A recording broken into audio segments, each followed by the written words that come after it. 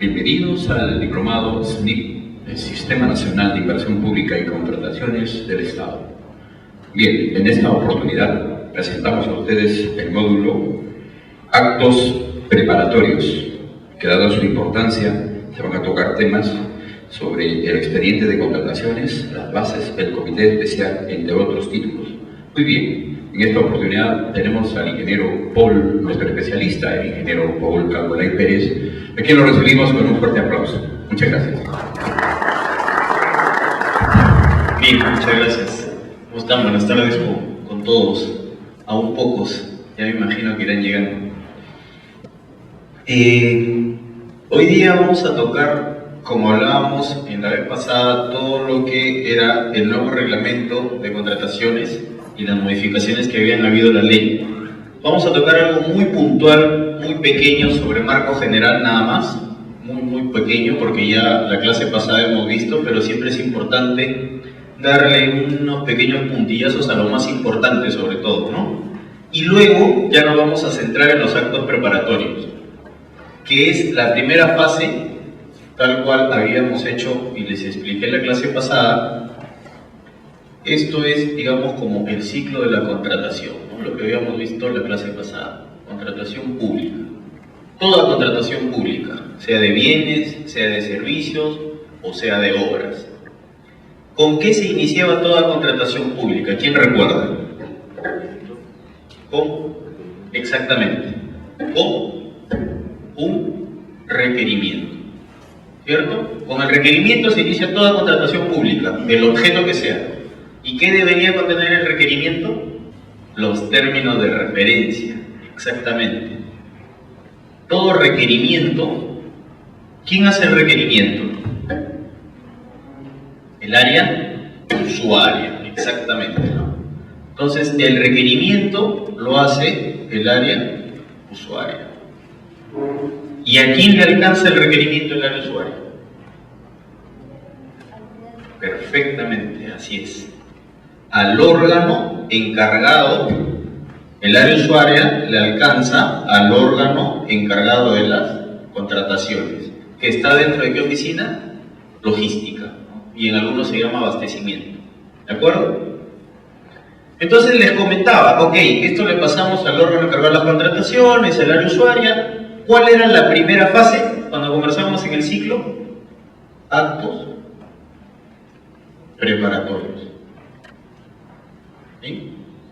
Lo cual es materia del día de hoy. Actos preparatorios. ¿De acuerdo? Y dentro de actos preparatorios, nosotros teníamos aquí el plan anual de contrataciones, el cual vamos a ver hoy día algo de eso. ¿Qué consiste? ¿Cómo se hace? ¿Qué relación tiene con la formulación del presupuesto? Por otro lado, el expediente de contratación. ¿Qué es el expediente de contratación? ¿Qué contiene el expediente de contratación? ¿De qué nos sirve el expediente de contratación? ¿Qué lo compone el expediente de contratación? Tenemos, y vamos a hablar del comité especial. ¿Okay? ¿Quién compone el comité especial? ¿Cómo se nombra el comité especial? ¿Sí? ¿Está conformado por cuántos? ¿Quiénes deberían ser? ¿Siempre hay comité o no siempre hay comité?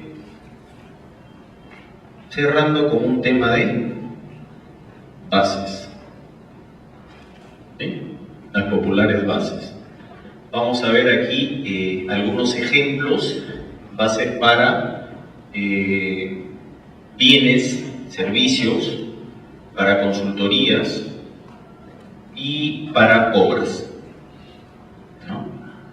Bien, esto es lo que vamos a llevar el día de hoy, que es la primera fase de toda contratación pública, ¿no? La segunda fase, que va a ser materia de la siguiente clase, era el proceso de selección. ¿Ok? Esa es la segunda fase de toda contratación pública, el proceso de selección. Y por último, la tercera fase ya era la ejecución contractual. La ejecución contractual. Son las tres fases de la contratación pública. Siempre nos movemos por ahí. Actos preparatorios, proceso de selección, ejecución contractual. ¿Y con qué acababa toda contratación pública? ¿Quién recuerda? Con el, exactamente, el último pago. Con el último pago cerramos el ciclo de las contrataciones públicas. Así de simple y así de sencillo. Y ya en estos días vamos a ir explotando cada uno de estos, ¿no? Cada una de estas fases, y hoy día nos toca esta.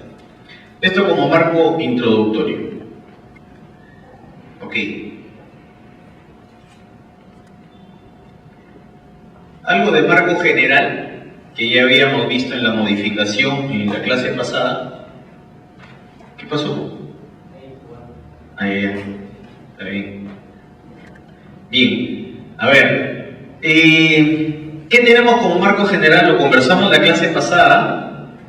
Se tiene el decreto legislativo 1017, ¿sí? Que aprobó la ley de contrataciones del Estado. Y como les comentaba en la clase pasada, si bien ahora ha salido esta ley 29873, no quiere decir que deja sin efecto el decreto legislativo 1017.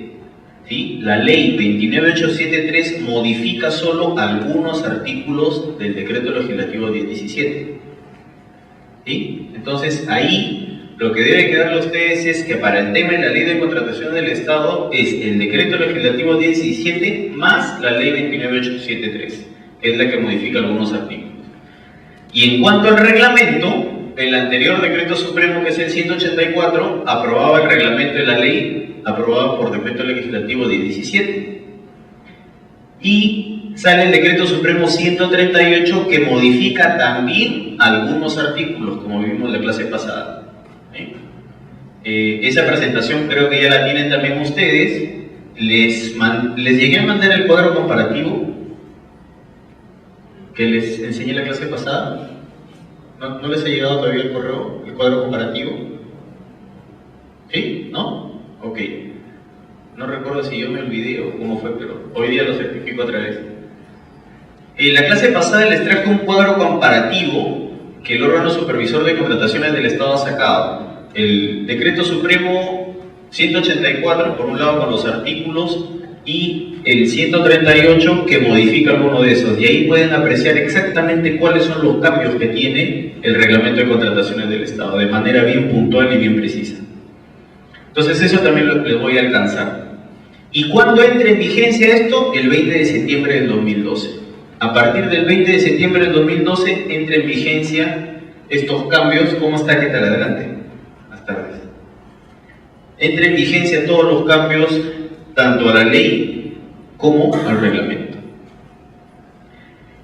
Ámbito de aplicación, siempre es bueno tenerlo claro. El ámbito de aplicación de la ley y contrataciones del Estado son aplicables a la contratación de bienes, servicios y obras. Les comentaba la vez pasada que hay tres objetos, ¿no?, de contratación, que es o bienes o servicios, que dentro de servicios también están las consultorías, o las obras, ¿sí? Entonces, esta ley y reglamento son aplicables a la contratación de bienes, servicios u obras siempre que sean brindados por terceros. Lo puse en rojo, brindados por terceros, ¿no? Y que la contraprestación sea pagada por la entidad con fondos públicos. Entonces, ¿qué quiere decir, no? Traduciendo, de que obviamente si yo voy a requerir algún bien, un servicio o alguna obra que me ejecuten, cuando es por terceros, cuando yo contrato un externo, es donde aplica la ley de contrataciones y el reglamento de contrataciones del Estado. Conversábamos durante el tema SNIP y también en la clase pasada el tema de que hay dos modalidades de ejecución contractual, ¿no es cierto? ¿Cuáles eran? ¿Cuáles eran las dos modalidades?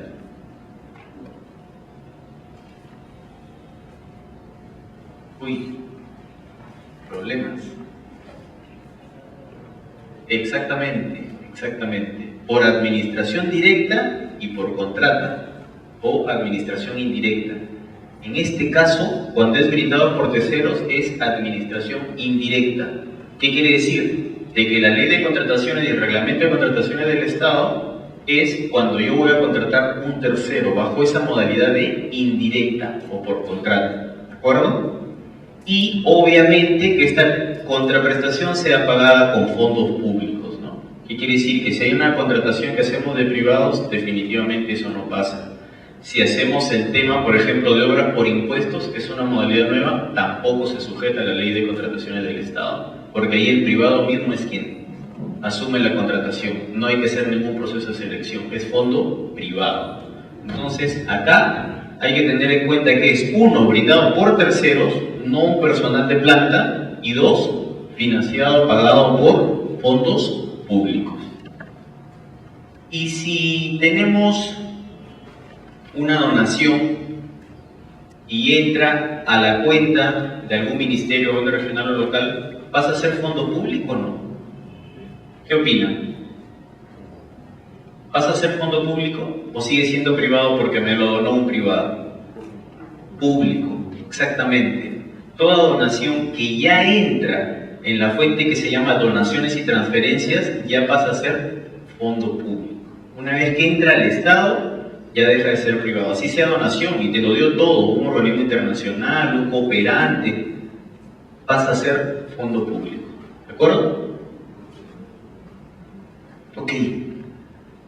Algunos principios, la verdad acá hay como aproximadamente son 12 principios, puse los principales. Acá casi no ha habido cambios, por no decir que no ha habido cambios. El tema de libre concurrencia y competencia, el tema de equidad, el tema de promoción del desarrollo humano. Esto sí es, digamos, algo nuevo. Lo que pasa es que ahora OCE también tiene, digamos, el tema de capacitación, ¿no? Usualmente OCE cuando capacita siempre cobraba por capacitaciones, ¿cierto? Distinto a otros sistemas del Estado donde salen a capacitar como parte de su función. Sostenibilidad ambiental, hay que velar por la sostenibilidad ambiental, razonabilidad, publicidad, que se refiere al tema de que está ligado con otro principio que es transparencia. Porque publicidad quiere decir que todo acto que sea en cualquiera de estas partes debe ser publicado, ¿no? Sobre todo en esta fase del proceso de selección. El titular de la entidad, bueno, es el titular, la máxima autoridad de los pliegos, que tiene varias competencias, de las cuales puede delegar algunas y otras no, que lo vamos a ver también en el transcurso de las clases. Y el comité especial, que es un órgano colegiado, ¿no? Que se conforma justamente para llevar a cabo todos estos procesos de selección. ¿Siempre debemos tener un comité especial? Sí, ya sea para bienes, para servicios o para obras, ¿no? ¿Cómo está conformado? ¿Quiénes la deben integrar? ¿Se puede renunciar al comité si me dicen que participo? No, no puedo renunciar. ¿Qué debo hacer? ¿Qué funciones hago? Lo vamos a ver en la clase de hoy, ¿sí? Hoy día, dentro de esto, nos vamos a centrar mucho en el tema del comité especial y vamos a ver el tema de la interrelación que hay entre estos para elaborar el PAC y el expediente de contratación. ¿De acuerdo? ¿Qué más tiene el comité especial como función? Que también lo vamos a ver. Elaborar las bases. ¿Quién elabora las bases? Es el comité especial. ¿Hay bases estandarizadas o no bases estandarizadas? Claro que hay, las vamos a ver. Y eso nos lo da el órgano supervisor de contrataciones del Estado. Bien, funciones nuevas, como les comentaba, del OCE, ¿no? El órgano supervisor de las contrataciones del Estado. Implementar actividades y mecanismos de desarrollo de capacidades. ¿Recuerdan el principio que hablaba de desarrollo humano? Actividades y mecanismos de desarrollo de capacidades y competencias en la gestión y contrataciones del Estado. Ojo, en la gestión, lo que les hablaba de SNI, el enfoque ya de gestión, ¿no? Gestión de inversiones, gestión de las contrataciones. ¿Y por qué gestión de inversiones y por qué gestión de las contrataciones? ¿Quién recuerda cuando utilizaba el término gestión? ¿A qué me refería? ¿Esto puedo borrarlo ya? ¿Sí? ¿Quién recuerda a qué me refería con gestión? Miren la palabrita. ¿Quién recuerda la palabrita gestión? ¿No? ¿Por qué gestión? Esta palabrita es muy importante, ¿no? ¿Ustedes recuerdan cuando recién nos conocimos en SNIP Y yo les hablaba que por acá teníamos a contrataciones, ¿no? Que por acá teníamos al SNIP, ¿no? Que por acá teníamos a presupuesto, que por acá podría estar CEPLAN, todo lo que es planeamiento, que por acá de repente tenemos a endeudamiento, que por acá tenemos a contaduría, etcétera, etcétera, etcétera, ¿no? Tesorería, etcétera, etcétera. Entonces, usualmente, y lo típico, ¿qué era? ¿O cuál era la gestión del Estado? Lo típico. Yo miraba contrataciones así y no me interesaba más. Yo miraba el SNIP así y no me interesaba más. Yo miraba presupuesto así y tampoco me interesaba más. Esto ni siquiera lo miraba y hasta ahora lo miramos muy poco, lo que hemos conversado bastante. Pero también por un lado, ¿no? Y ni hablar de los otros, igual. Pero estos cuatro son los más fuertes, digamos, ¿no? Y estos también son muy importantes. Pero cuando hablamos de gestión, amigos, cuando hablamos de ahí y competencias en la gestión y contrataciones del Estado, ya no solo estamos hablando de que contrataciones o el OCE lo que va a hacer, ok, vamos a empezar a capacitar, a fortalecer capacidades, a generar nuevos cuadros y que manejen el tema de contrataciones muy bien, ¿de acuerdo? Sino, cuando hablamos de gestión es cómo hacemos conversar a estos sistemas, porque tienen más de una interrelación, claro que sí. ¿Y cómo empezamos a interconectar todo esto? Gestión. Gestión de inversiones, ¿qué era? Les decía, donde articulábamos no solo el SNIP, sino contrataciones, presupuesto, recursos humanos, me faltaba por acá también, ¿no? Recursos humanos, ¿sí? Entonces, amigos, el enfoque de ahora, la tendencia que hay en el sector público ya hace un par de años atrás para arriba, es articular esto. Que los sistemas empiecen a conversar, que empecemos a cerrar cuadros y a ver, ok, ¿cómo yo estoy haciendo la programación de inversión pública y la relaciono con el PAC? Y la relaciono con presupuesto. Y si por acá me filtra algo que no está, ¿por dónde lo voy a cerrar? ¿Qué sistema me lo cierra? ¿Cuál me detecta que no he cumplido uno de estos? Eso ya se está haciendo. Eso ya se está haciendo actualmente, ¿no? Entonces ya estamos interrelacionando los sistemas del Estado. Nosotros en DGPI, mucho estos dos y bastante con contrataciones. Sobre todo mi persona habla bastante como organismo supervisor de contrataciones del Estado, por temas grandes y macro del Ministerio, ¿no? Presupuesto y también con CEPLAN. Y como les comentaba en un primer momento, por acá todavía estamos un poco lentos, pero ya estamos caminando. ¿Y cómo articulamos todo esto? ¿En base a qué? A los objetivos que tengamos de país, de gobierno regional, de gobiernos locales, tanto de provincia como de distritos. ¿Cómo estamos interconectando todo esto para que camine hacia un objetivo común? ¿Okay? Gestión, ¿de acuerdo? Bien, ¿qué otro, digamos, funciones nuevas tiene el OCE? Realizar estudios conducentes a evaluar el funcionamiento de los regímenes de la contratación del Estado, analizar y proponer nuevos mecanismos idóneos de contratación según mercados, así como proponer estrategias destinadas a un uso eficiente de los recursos públicos.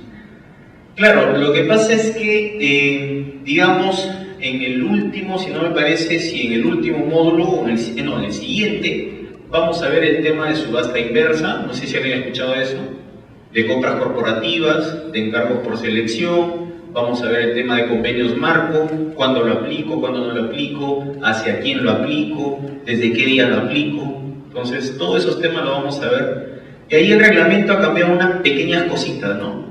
Ha cambiado algunas pequeñas cositas. Entonces el OCE ya tiene todo ese tema de ir generando, se han agregado algunas cosas por los tratados de libre comercio, ¿no? Justo ahí en el MEF tenemos un área que es de GAECIP, si no me equivoco, quien es el que coordina con OCE directamente para ver estos temas, cómo incorporamos en las contrataciones y poder filtrar el tema de los tratados de libre comercio, que otros organismos vengan acá también y bajo qué condiciones. Esa champita ya la han estado haciendo y algo lo podemos ver en el reglamento. Entonces, es una de las funciones nuevas que tiene nuestro órgano supervisor de contrataciones. Algo importante, como les comentaba, si alguno de ustedes en alguna oportunidad va a trabajar o ya trabaja en el órgano encargado de las contrataciones, los requisitos mínimos, 80 horas lectivas, experiencia general de 3 años y experiencia en contratación pública de 1 año. Pero ahí también habla de experiencia en contratación pública o en logística de privados. ¿Sí? Habla o en logística de privados de 1 año. ¿Y cuál es la diferencia del anterior? De que esto de acá puede ser modificado mediante directiva de OCE. O una directiva, OCE puede decir, ok, para mí ya no es 80, quiero subir la valla, 100, 120, ¿no? Ya no 3 años, sino 5 años. Para determinadas cosas necesitamos personal de experiencia, ¿no? Entonces, lo que dice es que ahora está esto, pero OCE, con una directiva, puede sacar unos nuevos, digamos, requisitos para estos funcionarios servidores del órgano encargado de las contrataciones. Ojo, solo del órgano encargado de las contrataciones, no del que está en el comité especial o no del área usuario, ¿de acuerdo? Solo de los que trabajen en el órgano encargado de las contrataciones. Okay. ¿Esto se cumplirá? En la actualidad, ¿se cumple? ¿Qué opinan? ¿Alguno de ustedes conoce a alguien del órgano encargado de las contrataciones? Yo conozco a varios, ¿no? A nivel nacional. Y les garantizo que esto no se cumple. Y contrataciones es el órgano, creería que es uno de los pilares operativos más importantes que tenemos en todos los niveles de gobierno. Si esto no camina, no tenemos bienes, no tenemos útiles, no tenemos servicios que necesitamos, las obras no van a correr. Entonces, contrataciones, aunque parezca mentira, es lo más importante en un tema operativo y que ahora se le está dando ya por fin el enfoque de gestión también, ¿no? Porque justamente hay que darle realce a esta oficina para que pueda coadyuvar a que no solo las obras, sino las consultorías, los bienes y todos puedan estar en los momentos requeridos, ¿de acuerdo? Entonces, aún esto no se está cumpliendo del todo. ¿Qué más? Algo nuevo, capacitación de funcionarios. El procedimiento de certificación para esto va a ser el OCE emitirá directivas, que aún está por emitir, aunque ya emitió algunas, ¿sí? Sobre el procedimiento de certificación, cómo certifican a estos funcionarios, y administrará base de datos de aquellos que cuenten con certificación. Va a colgar en la página web del OCE aquellos funcionarios que estén certificados por ellos mismos, ¿de acuerdo? Otro tema que podríamos ver, el supuesto de inaplicación. ¿Cuándo no se aplicaría esto? Esto es importante. En un primer momento, en contratación de locadores de servicios con presidentes de directorios que desempeñen funciones a tiempo completo en las entidades o empresas del Estado. ¿Qué quiere decir? Que para los presidentes de directorios, ¿sí? Yo no podría hacer una contratación de locación de servicios con presidentes de directorios. No los podría contratar como locadores de servicios. Ellos son designados ¿de qué manera? ¿Directa o no? ¿Son cargos de confianza o no? ¿No es cierto? Y al ser cargo de confianza, entonces no aplica toda esta norma de la ley y reglamento de contrataciones del Estado. Igual para todos los funcionarios que tenemos, ¿no? ¿Cómo los nombran? Con resolución. ¿No es cierto? A dedo, como lo dice Henry, ¿no? Es la verdad. Cargos de confianza, ¿no? Entonces no pasamos por esto. No aplica todo este reglamento de contrataciones, ¿ok? Los CAS, definitivamente. Pues, ¿quién se encarga de las convocatorias CAS? ¿Quién? Cada institución. Claro, cada institución, pero dentro de la institución, ¿quién? ¿Ah? Gobierno regional. Gobierno regional. Ya, el gobierno regional es una entidad, ¿no? Es una institución. Y dentro del gobierno regional, ¿qué oficina? La oficina de personal, recursos humanos. Exactamente, así es. La oficina de personal o de recursos humanos, se puede llamar. ¿Ok? La oficina de recursos humanos es quien hace todos estos procedimientos CAS. Entonces, los CAS no aplican para todo esto que estamos viendo, de la ley y el reglamento de contrataciones. ¿Ya? Eso tiene un régimen totalmente distinto. Y las contrataciones que son menores a las 3 UITs, bueno, acá hay que cambiarlo, ¿no? 1800 creo que ya no es. Creo que es 750 ahora, 3650. 3650 es la UIT, ¿no? 3600 para este año. Sí, 3700, ¿no? Entonces ya este 10800 hay que actualizar. Pero es menor a las 3 UITs, ¿no? Entonces, aquellas contrataciones que son menor a las 3 UITs también son directas, ¿no? Yo directo te contrato a ti si quiero que me proveas un bien, un servicio, directamente voy y te contrato. Recuerden lo que vimos en la clase pasada. Ahora, con el nuevo reglamento, dice, ok, tú contratas directamente menor a las 3 UITs, pero mensualmente vas a informar a OCE cuántas tienes de estas. ¿De acuerdo? Recuerden eso es importante. Antes no había eso, tú contratabas menos de las 3 UITs, todo lo que querías, y nadie te hacía, digamos, como un control, un seguimiento, ¿no? Ahora, todas las contrataciones que tengan menores a 3 UITs las vas a informar mensualmente a OCE, mensualmente. ¿Cuántas tienes? Y obviamente ese informe no es gratis, ¿no? OCE seguro en algún momento le va a dar una revisadita para ver si estás fraccionando o no estás fraccionando. ¿De acuerdo? Ahora, este supuesto de las 3 EITs no es aplicable a bienes y servicios del catálogo convenio marco. No nos compliquemos hasta ahí, eso lo vamos a ver en su momento. Hay un catálogo para contratación de bienes y servicios, ¿sí? Que están dentro del convenio marco, y eso es obligatorio para todas las entidades. Eso lo vamos a ver más adelante, ¿ya? Entonces, este supuesto de 3 UIT no es aplicable para el catálogo convenio marco. Ok. Otra cosa importante que quería resaltarles: impedimentos para ser postor o contratista, ¿no? Ámbito y tiempo de extensión de cada impedimento. El impedimento a titulares de entidades y funcionarios, y impedimentos de apoderados o representantes legales. A ver, ¿qué quiere decir?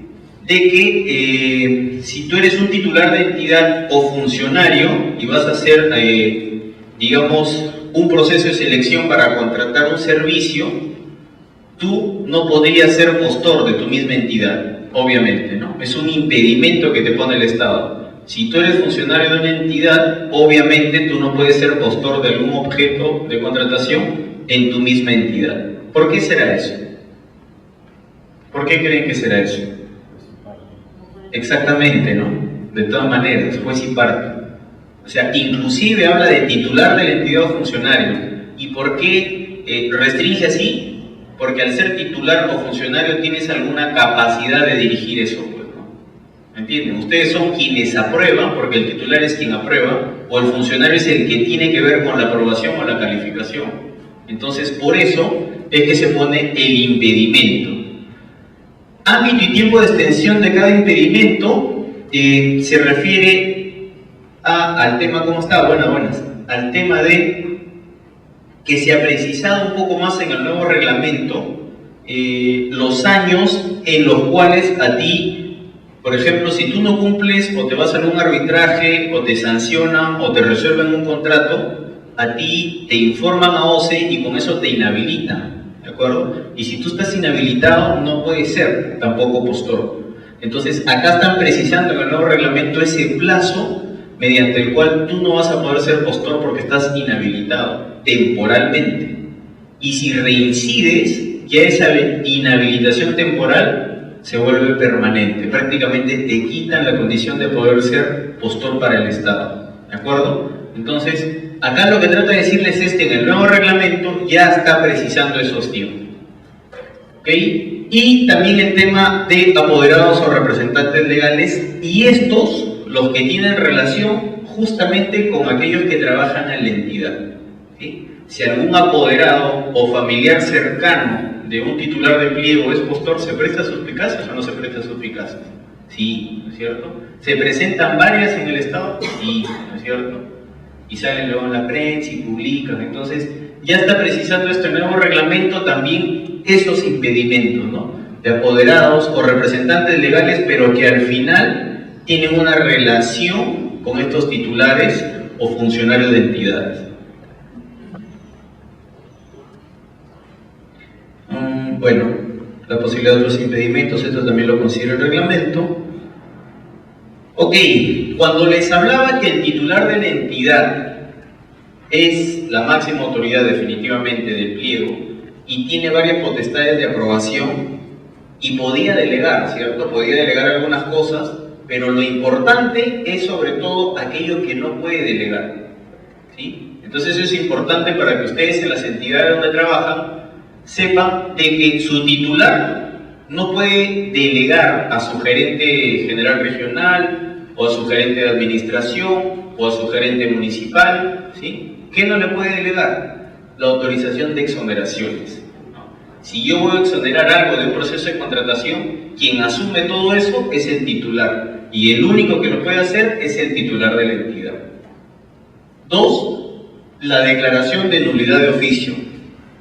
Hay muchos motivos para nulidad de oficio de unos procesos de selección y muchos de ellos nacen de OCE, cuando en el CAC mismo te ve algunos temas y ya no te deja aplicar más y te dice nulidad de oficio y tienes que retrotraer. Retrotraer quiere decir que tú estás en una fase acá y te manda a retroceder todo el proceso a determinada, o a la convocatoria, o a la integración de bases, o al registro, etc. Entonces, esta declaración de nulidad de oficio solo lo puede hacer el titular de la entidad, ¿de acuerdo? Eso no lo puede delegar. Aprobación de prestaciones adicionales de obra, los famosos adicionales, ¿no? En obras hay bastante adicional de obra. Entonces, eso tampoco puede delegar a un miembro, digamos, de su entidad, al gerente, de administración, al general, al secretario general en los ministerios. No puede delegar. La emisión de pronunciamientos sobre las observaciones a las bases. Conversábamos la clase pasada, no sé si alguno de ustedes recuerda, de que ahora las bases tienen una elevación al tribunal de OCE, ¿sí? Y el tribunal de OCE va a decidir solo queda ahora, ¿qué procesos quedaban para el titular de la entidad? ¿Quién se acuerda? ¿Qué procesos quedaban? Donde el titular de la entidad podía emitir pronunciamiento. ¿Menores cuantías? ¿Sí o no? ¿Adjudicaciones de menores cuantías? ¿Quedaban? Sí quedaban. Adjudicaciones de menores cuantías y adjudicaciones directas selectivas. El resto, todo elevaban las observaciones al tribunal de OCE. ¿De acuerdo? Entonces, esto tampoco el titular de la entidad puede delegar. Y la decisión de encargar procesos a entidad privada nacional o internacional. Esto vamos a verlo en los procesos de selección, pero solo para que lo puedan entender, son los procesos de selección por encargo, ¿ya? Hay una modalidad que es selección por encargo. Yo soy una entidad pequeña, donde no tengo mucha capacidad para hacer procesos de selección, no tengo el dinero para contratar e implementar una buena oficina, entonces yo digo, ok, yo encargo estos procesos a otra entidad pública o encargo a una entidad privada o encargo a una internacional que me haga estos procesos de selección, porque yo no estoy en la capacidad de hacerlo, ¿de acuerdo? Entonces eso el titular tampoco lo puede delegar, ¿sí? Son 5 de las cosas que no puede delegar. El resto de que veamos sí son delegables, tranquilamente. Bien, esto como marco general, esto como un tema de ir recordando algunas cositas que hemos hablado en la clase pasada, pero puntualizando solo las más importantes. Y ahora entraríamos ya a la primera fase, que justamente son los actos preparatorios. ¿Preguntas hasta acá?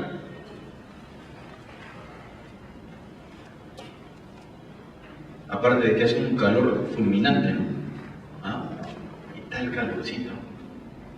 Ya. Primera fase de programación y actos preparatorios. Ok. Entonces, esta laminita también la vimos en la clase pasada, pero es bueno ponerla. A mí me gusta bastante esta lámina, ¿no? Porque enlaza el tema de las compras, el tema de los requerimientos, con un tema de planificación, que yo voy a insistir hasta el último día de mi existencia, ¿no? La planificación es lo más importante que podemos tener, no solo en el Estado, en todo, en el privado, en donde sea, ¿no? En nuestra vida, en todos lados, la planificación es lo más importante. Ahora, ¿la planificación tiene que ser un saco de esfuerzo? Definitivamente que no. Toda planificación no se da tal cual uno la planifica, la programa, ¿no? Pero hay ciertas cosas donde sí deberías ir programando. Entonces, Acá, ¿qué les digo, no? ¿Qué necesito? ¿Qué necesito? ¿Qué necesita mi entidad para empezar? ¿No? Necesito plumones, necesito un proyector, necesito escritorios, necesito papel, necesito toner, etcétera, etcétera. Voy a hacer un proyecto de inversión, necesito un consultor que me haga el perfil, necesito ejecutar una obra. ¿Qué necesito? Cada área usuaria de la entidad, ¿qué necesita? ¿Sí? Ojo, cada área de la entidad, ¿sí? ¿Qué necesita? ¿Qué necesita? ¿Y cómo puedes saber tú qué necesitas? Para bienes, mirando tu stock, ¿o no? ¿Qué dice? ¿Mirando tu stock o no? ¿Sí? Y mirando tu stock y haciendo proyecciones, ¿o no? ¿Por qué les digo esto? Porque ahorita vamos a ver un tema del PAC. Se empieza a hacer con la formulación y programación presupuestal, el primer proyecto de PAC. Y eso es más o menos por abril, mayo, digamos 2013, para 2014, ¿de acuerdo? Y muchas veces, no necesariamente ahorita, o en abril, mayo, siquiera yo me esfuerzo en saber cuánto voy a tener a diciembre del 2013 o qué tengo en mi stock, ni siquiera lo reviso por último, ¿ya? Y yo solo pongo para el 2014 lo mismo que planteé para el 2013 y le cambio el 3 por el 4, ¿no? Es lo que le dije en la clase pasada. Eso lo vemos a diario y por eso es el PAC. Y el presupuesto tiene 100.000 modificaciones al año. Es una exageración, pero tiene como incontables modificaciones, ¿de acuerdo? Entonces, ustedes que ya están en este curso dicen, no, a mí me engañó el profesor que hay que planificar, que tengo que ver qué se necesita. Si yo soy logístico, exactamente tendría que ver qué tengo y qué necesito. Pero no solo qué necesito, cuánto necesito, ¿no? Mirando stock. Yo hago mi proyección, me digo, a diciembre llego con tanto y para el otro año me van a pedir otro poco, tanto igual a eso o quizá algo adicional. Entonces, ¿cuánto necesito? ¿Qué? ¿Cuánto? ¿Para cuándo? No todo se necesita en enero, no todo se necesita en marzo, no todo se necesita en julio. Para eso existen las programaciones, ¿no? Y para eso existe el tiempo promedio que cada uno conoce, que su impresora, el toner se te acaba cada 2 meses, de acuerdo al uso que tú le das. Más o menos sabemos o no. ¿Sabemos o no más o menos nuestro toner cuánto nos rinde? ¿Sabemos o no sabemos cuánto papel gastamos? Yo creo que eso no sabemos porque cogemos nomás, pero deberíamos saberlo. ¿Cuánto nos abastecen de papel y en qué tiempo lo acabamos? Por ejemplo, en mi oficina acabamos regular papel al mesa, bastante regular, y eso que reciclamos. Entonces, ¿qué necesito? ¿Cuánto necesito? ¿Para cuándo lo necesito? En el 2014 y sobre todo, ¿con qué recursos? ¿No? Eso ya lo pondría también el órgano encargado de las contrataciones con presupuesto, porque con qué recurso tenemos que jalar con lo que nos dan de RO, que es recursos ordinarios, lo que nos da el Tesoro Público, o tenemos que jalarlo de los recursos directamente recaudados, ¿no? Que es lo que recauda cada una de las entidades como ingresos propios, ¿de acuerdo? Entonces, ahí también tenemos que poner con qué recurso, ¿no? Con cuál es que vamos a financiar todas estas compras.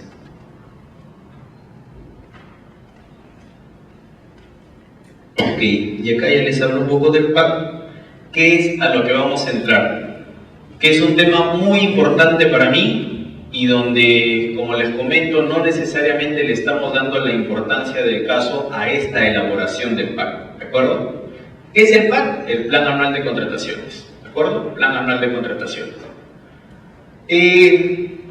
A ver, 2 grandes momentos, ¿no? La elaboración comprenderá 2 grandes momentos, dice. Primer momento, en la programación y formulación presupuestal, lo que ya les venía hablando, ¿no? En la programación y formulación presupuestal. ¿Cuál es el resultado? Un proyecto de PAC, ¿de acuerdo? Un proyecto de PAC.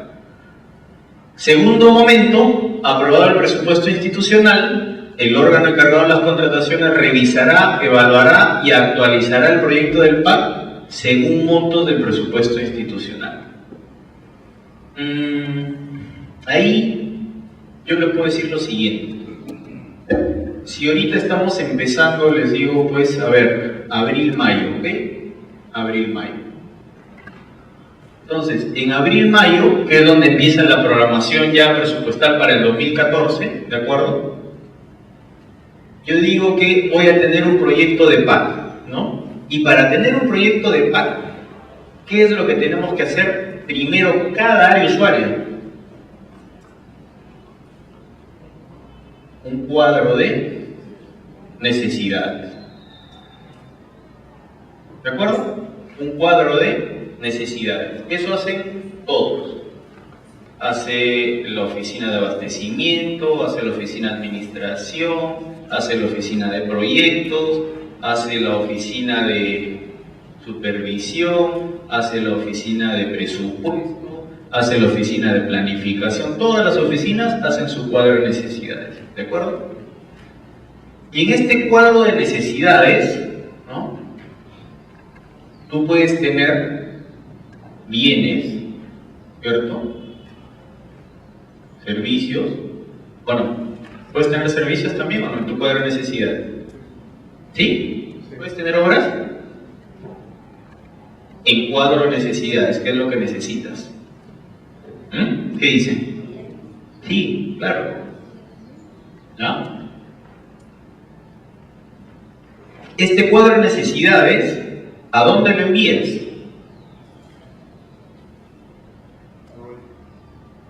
A la OSC, exactamente. Al órgano encargado de las contrataciones. ¿De acuerdo?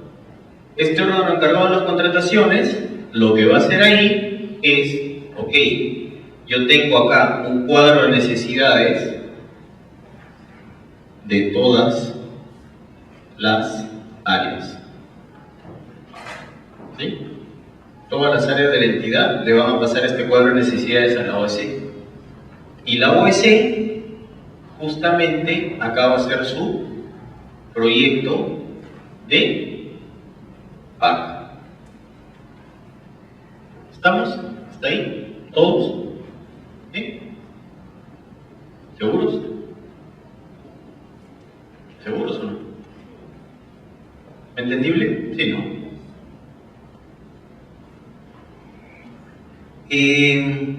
¿Dónde es que estamos fallando y donde yo les decía que no aprecio la planificación? Aquí, ¿no? Ahí. Porque en realidad la mayoría dice, ok, el OSC es quien tiene la culpa, ¿no? Como él es el órgano encargado de las contrataciones y él tiene que ver todo el tema del PAC, contrataciones, ellos son logística, no saben hacer nada, no me llega que a veces sí tienen algo de culpa, no llega al momento del todo, de lo que quieras, ya. Pero si tú acá no le pones bien, ¿cierto? ¿Cuál era la pregunta? ¿Qué necesito? ¿Cuánto necesito? ¿Para cuándo lo necesito? ¿Cierto? 3 preguntas claves. Entonces, acá en este cuadro, tú ya estructuras por mes exactamente qué vas a necesitar, cuánto vas a necesitar. ¿De acuerdo? Entonces, acá deberían hacer todo el tema de planificar. Y esto ya cada una de las áreas de la entidad, ya debería ir viendo desde ahora mismo cómo van a llegar abril y mayo para mandar su insumo al OSC y que hagan el primer proyecto de pago. ¿De acuerdo? ¿Sí? Entonces, si ustedes están en las áreas y alguna vez han visto esto o lo ven, ya saben que cuando les mandan el día, mandan nomás, cambia el año. No es así. Realmente no es así. Hay que hacer un análisis un poco más profundo. ¿Ah? Antes de pasar al segundo momento, hay otro tema también que es muy importante acá. De que decimos, ok, de repente yo identifico bien cuántos bienes requiero y en qué tiempo, cuándo me debe llegar, muy bien, pero cuánto me cuesta. ¿No? Yo tengo un servicio para contratar a un consultor que me haga un estudio de preinversión. Y el de logística te dice, ok, ¿y cuánto pues? ¿Cuánto es? A ver, 20.000. Y así es, 20.000, ya, 20.000. ¿De acuerdo? Y eso queda ahí. Y eso se traslada acá, el OSC obviamente lo pone en el proyecto de PAC, y ese 20.000 llega hasta el presupuesto que se aprueba en Congreso de la República en diciembre. para el presupuesto de este año. Y cuando apruebe el presupuesto institucional, ¿sí?, el Congreso de la República, el OEC dice revisará, o sea, esto de acá, ¿no es cierto? Revisará, evaluará y actualizará el proyecto del PAC según montos del presupuesto institucional. Primer cambio de los planes anuales de contrataciones. Primero y más duro cambio del plan anual de contrataciones. ¿Por qué? Porque la mayoría de entidades ha aprobado su primer PAC en la última semana de enero y algunos la primera semana de febrero. Y eso no les ha permitido hacer gasto alguno, ni un sol, porque no tenían aprobado el PAC. Entonces, ¿qué te está generando esto, no? Ante justamente toda esta falta y quizá el recorte que te puedan haber hecho con el presupuesto institucional, acomodar todo eso les va a llevar otro tanto porque no tienen ordenado. Entonces tienen que ponerse a identificar dónde bajo algo o dónde pongo algo, ¿no? Porque no necesariamente el presupuesto institucional siempre sale igual. Digamos, el proyecto de PAC de una entidad X, 30 millones, por ejemplo. Costeando todos los bienes, servicios, obras, 30 millones, ¿de acuerdo? Y cuando aprueba su presupuesto institucional de esa entidad, dice tienes 28 millones, ¿ok? Porque no siempre el presupuesto te aprueba todo, ¿sí? No siempre. A veces hay recortes, rara vez hay de más de lo que pides, rara vez, ¿ya? Entonces, estos 2 millones, ¿de dónde los descuento acá? Ponte a buscar, pues, ¿no? Ese es otro aleatorio, ¿no? Voy bajando de algún lado por ahí, ¿de acuerdo? Pero el procedimiento es, entonces, primer momento el proyecto de PAC. ¿Y cómo llevo el proyecto de PAC? Cuadra necesidades, lo que necesitan bienes, servicios, obras, valor recargado en las contrataciones, quien consolida, de todas las áreas, consolida de la entidad y valoriza, monetariza, ¿de acuerdo? Dígame. ¿Están codificadas? Sí, sí, están codificadas. Hay un catálogo único de bienes del órgano de contrataciones que está colgado. Lo vamos a ver, aunque no hay internet, pero de ahí se lo voy a traer. Hay un catálogo, exactamente. Sí, sí, así es. Todos, todos. Y más aquellos que es convenio marco o subasta inversa tienen una codificación especial. Sí, todos, exactamente. Muy buena pregunta. Ok. Entonces, hasta ahí, para esta lámina sí quedó claro, ¿sí? Cualquier duda me la haces saber.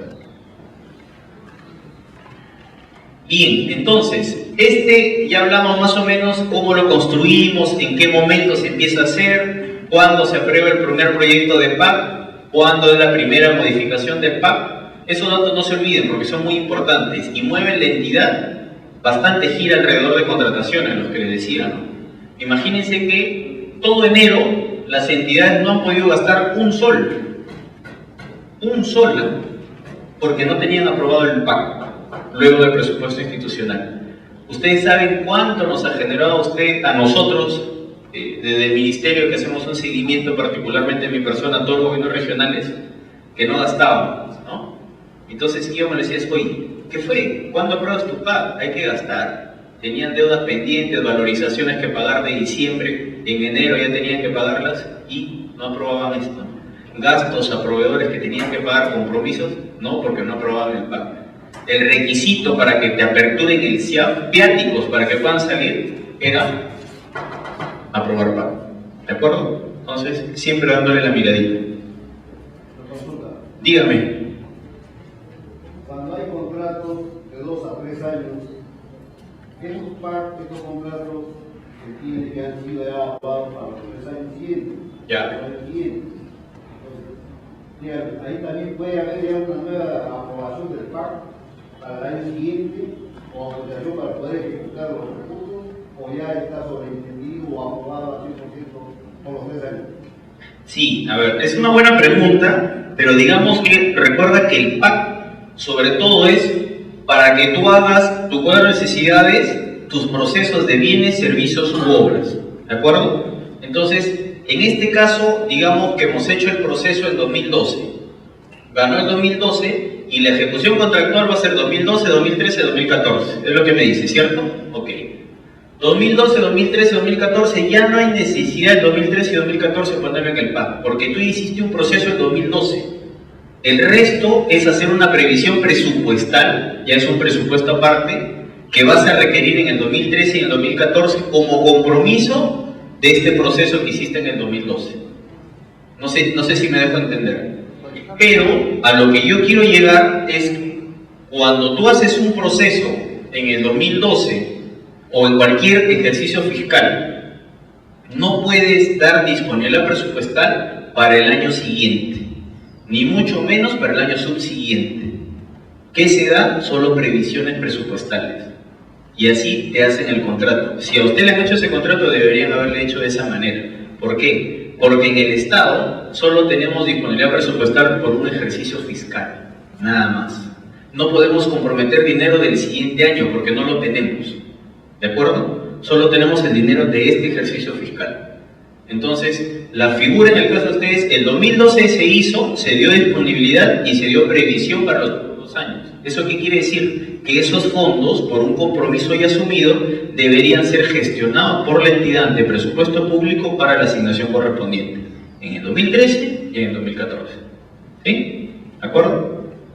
¿Alguna otra pregunta? Dime. En el PAC solamente se consideran todas aquellas contrataciones que superan los 3 criterios, ¿cierto? ¿De acuerdo? ¿Y qué es lo que pasa con aquellas necesidades, bien sea bienes, servicios u obras, que no superan esos 3 criterios? ¿Van a otro documento? Sí, lo que pasa es que ahí, digamos que en tu cuadro de necesidades sí van a estar. Inclusive lo que te dice es que en el PAC no necesariamente tus adjudicaciones de menores cuantías las vas a considerar. No necesariamente. Las puedes poner como que no las puedes poner. Tus adjudicaciones de menores cuantías, acá en el PAC. Pero definitivamente para ese orden de servicio, lo que pasa es que cuando es orden de servicio y no implica un proceso de selección, y acá hablamos proceso de selección, como en el caso del señor, ya depende de un tema presupuestal, ¿no? Entonces tú vas y con qué fondo es que tú vas a contratar a esta persona directamente, solo presupuesto es quien te da, digamos, esa disponibilidad. No es necesario hacer todo un proceso de selección, por eso no se incluye en el PAC, ¿de acuerdo? Y no se pone, digamos, en algún documento, simplemente tú vienes y dices, ok, yo necesito este orden de servicio para alguna compra que es menor a la 3 UITs.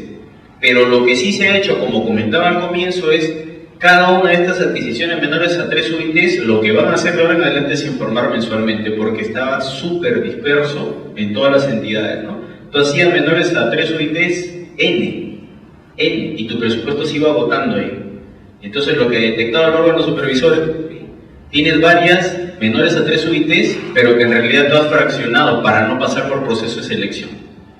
¿De acuerdo? Pero no va al PAC. Dime. Y en el caso de que, por ejemplo, varias unidades usuarias han ocupado necesidades, por ejemplo, tengan un bien X cada una, pero así individualmente, esas no pasan a las 3 UITs, en conjunto se base.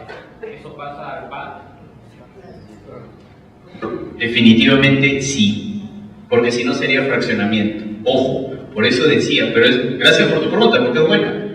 Acá en el cuadro de necesidades yo le decía todas las áreas hacen, y pasaba acá para qué? Consolidar como entidad, ¿no? Entonces, si acá tenemos en un área, qué sé yo, solo una computadora, y viene otra área y te dice yo quiero 3, y así se suman como 100. Pero tú dices, como esta me pidió una, yo le hago directo nomás, pues, ¿no? Un procesito para comprarle a esa oficina su computadora, menor a 3 UIT. No es así. No es así. Por eso es que acá el cuadro de necesidades, el órgano encargado de las contrataciones consolida todas estas necesidades de la entidad. Se ve como entidad. ¿De acuerdo? ¿Sí? Entonces, si no estás incurriendo en fraccionamiento. ¿Alguna otra pregunta?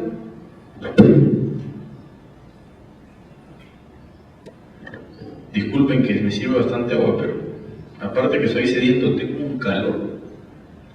A ver, contenido. ¿Qué tiene este famoso plan anual de contrataciones, no? 1, objeto de la contratación.